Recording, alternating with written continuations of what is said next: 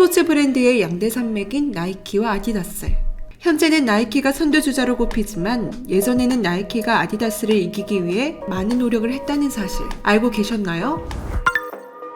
아디다스는 현존하는 스포츠 브랜드 중 가장 오랜 역사를 지닌 브랜드입니다. 아디다스의 창업자는 아돌프 다슬러인데 아버지가 신발 공장의 봉제 기술자였던 아돌프 다슬러는 자연스럽게 신발 제작에 관심을 가졌습니다. 그래서 형과 함께 집에서 축구화를 제작하기 시작했죠. 다슬러 형제의 신발 제작 목표는 운동선수들의 경기력 향상이었습니다. 그 결과 1928년 암스테르담 올림픽에서 리나 라디케 선수가 다슬러 형제의 신발을 신고 세계 신기록을 세우며 금메달을 땄습니다. 그 후 1936년 베를린 올림픽에서 독일 선수들은 대부분 다슬러 형제의 신발을 신었죠. 이때 미국의 제시 오원스가 다슬러 형제의 러닝화를 신고 100m, 200m, 400m 계주와 멀리뛰기 종목에서 금메달을 따 최고의 스타가 되었습니다. 이 모습을 지켜본 전 세계 선수들은 앞다퉈 다슬러 형제의 운동화를 찾기 시작했죠. 베를린 올림픽 이후 아디다스는 자연스럽게 세계 최고의 스포츠 브랜드가 되었습니다. 한편 나이키는 1960년 중반 비교적 늦게 설립되었습니다. 나이키는 당연히 아디다스보다 인기가 없었는데요. 그래서 나이키는 항상 아디다스를 추월하기 위해 부단한 노력을 했습니다. 결국 1985년 나이키는 마이클 조던의 등장과 함께 아디다스를 뛰어넘게 됩니다. 이런 모습을 보니 나이키의 최대 무기는 미국 기업이라는 점입니다. 세계에서 가장 거대한 스포츠 시장인 미국이 종주국이기 때문에 1위에 오른 것이죠. 물론 미국의 배경도 작용하지만 상품의 품질도 부정할 수 없습니다. 그래도 미국 덕분에 아디다스를 넘어섰다는 사실을 지울 수 없네요. 반대로 아디다스는 독일 브랜드로서 상대적으로 성장이 더딜 수밖에 없었습니다. 그 이후 아디다스는 나이키의 벽을 넘지 못해 만년 2인자라는 혹칭까지 생겼습니다. 그런데 최근 아디다스의 움직임이 심상치 않습니다. 과거 나이키가 아디다스를 넘기 위해 노력을 했듯이 아디다스도 나이키를 넘기 위해 끊임없는 노력을 하고 있는데요. 그 노력 중 하나가 바로 한국을 활용한 마케팅입니다.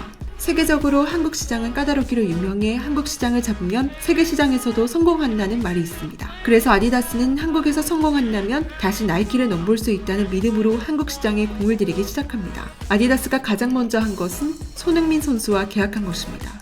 특히 손흥민 선수가 착용하는 축구화와 동일한 축구화를 제작해 판매하기 시작했습니다. 그 결과 한국 내에서 날개 돋친 듯이 팔리기 시작해 한국 내 점유율을 수직 상승시켰습니다. 그리고 최근에도 신모델 X 스피드 플로우를 발표했습니다. 이 모델은 손흥민, 리오넬 메시, 모하메드 살라 등 글로벌 축구 선수들이 신을 예정인데요. 공식 모델은 손흥민 선수로 결정돼 많은 관심을 일으켰습니다. 그리고 아디다스는 서울의 패션 문화와 팬덤 문화를 파악해 스트리트 패션을 주도하는 한국의 스타들과 지속적인 콜라보를 맺었습니다. 결과는 대성공이었습니다. 전문가들은 아디다스는 나이키와는 다르게 섬세하다라고 칭찬했는데요. 그 이유는 한국 문화를 깊이 파악한 데 있었습니다. 글로벌 모델만을 내세우는 나이키와는 달리 한국 특유의 감성과 스타일을 이해하려 상당한 노력을 한 것이죠. 결국 한국 시장의 한류를 타고 자연스럽게 세계 시장에도 스며들게 되었습니다. 특히 아디다스는 손흥민, 이강인 등 한국 스타들의 신발에 심혈을 기울인 점이 성공 요인이 되었습니다. 그렇게 오랫동안 한국 시장에 심혈을 기울인 결과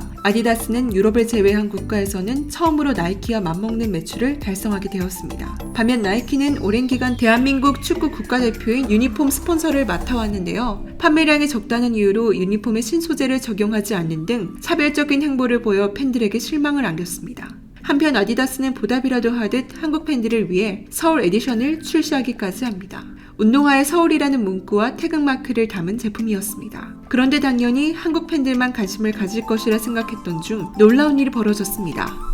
인도네시아 등 동남아시아 팬들이 너도 나도 이 제품을 사기 위해 아디다스로 향한 것입니다. 한류를 시작으로 무엇이든 한국을 담고 싶어하는 동남아시아 사람들이 한국의 신발까지 사기 위해 아디다스의 목소리를 내기 시작했습니다. 덕분에 아디다스는 특별한 노력 없이도 동남아시아 시장까지 영역을 넓히게 되었습니다. 아디다스가 그동안 한국에 영혼을 갈아 넣은 결과가 빛을 발하는 순간이었죠. 동남아시아 시장은 보통 시장 점유율의 흐름을 바꾸기 어렵기로 유명한데요. 그런 동남아시아에서의 매출이 오르기 시작한 것입니다. 그 결과 아디다스는 의류를 제외한 운동화 매출에서 나이키를 뛰어넘었습니다. 이로써 세계 1위의 조건은 한국을 담는 것이라는 말이 증명되었습니다. 한편 아디다스 관계자는 서울 에디션 출시에 대해 소감을 밝혔는데요. 한국 내 마니아들을 위한 에디션이 있는데 이런 의미 있는 성과를 거둘지 꿈에도 상상하지 못했다. 한국 팬들에게 감사한다라며 감사 인사를 전했습니다. 이러한 성과에 아디다스는 자만하지 않고 한국 시장에 더욱더 애정을 쏟고 있습니다. 아디다스는 이렇게 유럽에 이어 아시아에서 매출을 급상승시키며 꾸준히 나이키와의 경쟁을 이어오고 있는데요. 반면 나이키는 한국에서 치명적인 실수를 저지르며 한국 팬들의 분노를 샀습니다.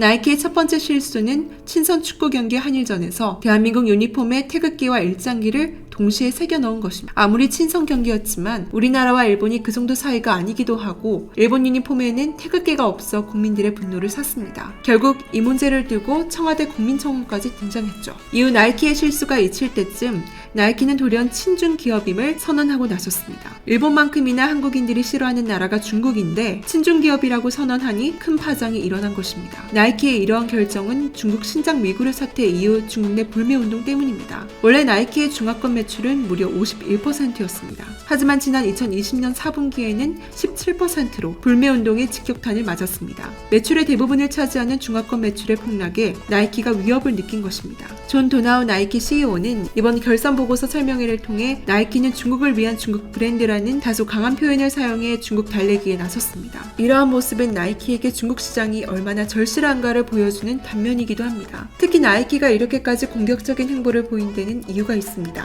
바로 중국 시장마저도 나이키와 아디다스의 차이가 크지 않기 때문인데요. 현재 중국의 스포츠 브랜드 점유율은 나이키가 22.9%로 1위, 아디다스가 20.4%로 바짝 따라잡고 있는 것입니다. 그런데 현재 아디다스의 점유율에 압박을 느낀 나이키는 결국 중국을 위한 브랜드라며 무리수까지 두게 된 것이죠. 물론 나이키의 입장이 이해가 되지 않는 것은 아니지만 이번 발언이 나이키의 미래에 어떤 영향을 미칠지는 미지수입니다. 한편 나이키가 아디다스에게 위협을 받은 시기가 2021년인 것이 나이키로서는 큰 문제입니다. 왜냐하면 올해 점유율 1위를 뺏긴다면 앞으로 다가올 포스트 코로나 시대가 불확실해지기 때문입니다. 나이키의 압박감을 여실히 보여준 소식이 있는데요. 바로 나이키가 주주총회에서 아디다스의 한국적 디자인에 대해서 논의했다는 사실입니다. 한 주주는 인터뷰에서 경쟁사들의 제품에 대해 분석해 나이키의 점유율을 지킬 수 있도록 해야 한다라고 언급하기도 했습니다. 그 얼마 지나지 않아 아디다스가 했던 것과 같이 나이키도 한국을 디자인에 담기 시작했습니다. 그런데 알고 보면 나이키의 한국 에디션은 전에도 여러 번 있었습니다. 하지만 연이어 한국적인 면이 떨어진다는 평가를 받아왔는데요. 한국 디자인을 했다고 했지만 한국인들에게 마저 외면을 당한 것이죠. 그래서 아디다스처럼 대박을 치지 못하고 잠깐의 이슈로 끝난 것입니다. 그 사이 아디다스는 디자인 전반에 한국적 요소를 첨가해 아시아 시장에서 영향력을 높이며 나이키를 위협하고 있는 것입니다. 한편 나이키는 새로운 한국 에디션에 사활을 걸었습니다. 이어 한국인들을 위해 한국에 우선 판매하기로 결정했다라며 만약 호응이 좋다면 해외까지 제품을 확대시킬 것이라고 밝혔습니다.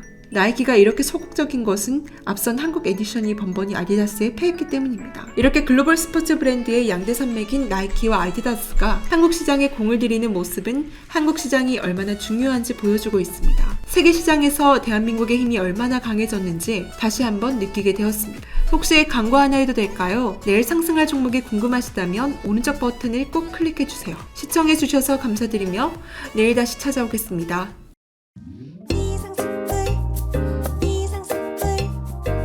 주식을 모르면 이상스쿨.